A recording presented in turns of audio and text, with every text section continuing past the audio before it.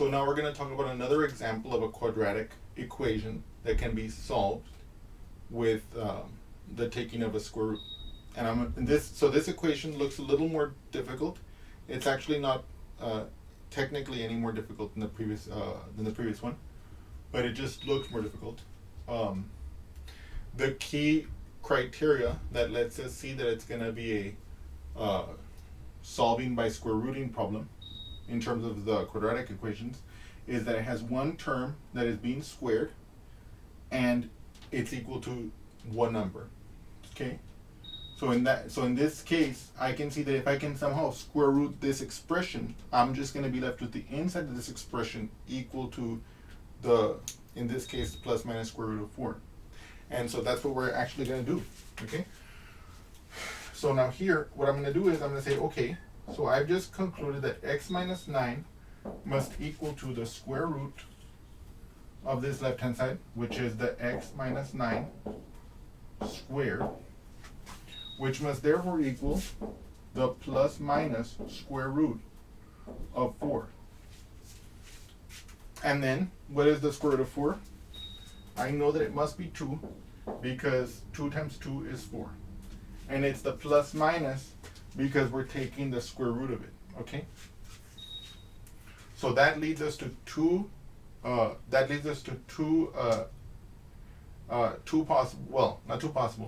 solutions, in fact.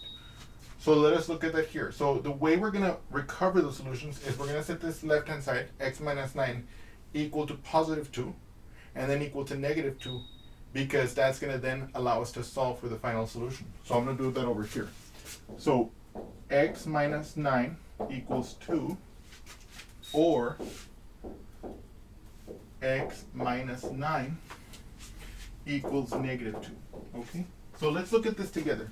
If I look at this equation and I add 9 to both sides, okay? I'm going to add 9 to both sides, and I get that x is equal to 11. Okay? Okay? Then if I look at this equation, I have x minus 9 equals negative 2, so I'm going to add 9. I'm going to add 9, and I get that x equals negative 2 plus 9 is going to be positive 7. Okay? Okay. It's positive because out of the negative 2 and the 9 is bigger. And it's 7 because 9 minus 2 is 7. So it's positive 7. If instead it had been positive 2 and negative 9, it would have been negative 7 by similar reasoning. In any case, these are our solutions. So now I'm going to briefly look at this equation here, and I'm going to show you that those solutions actually work. Okay? So in other words, if we were solving this equation, we already have our solutions.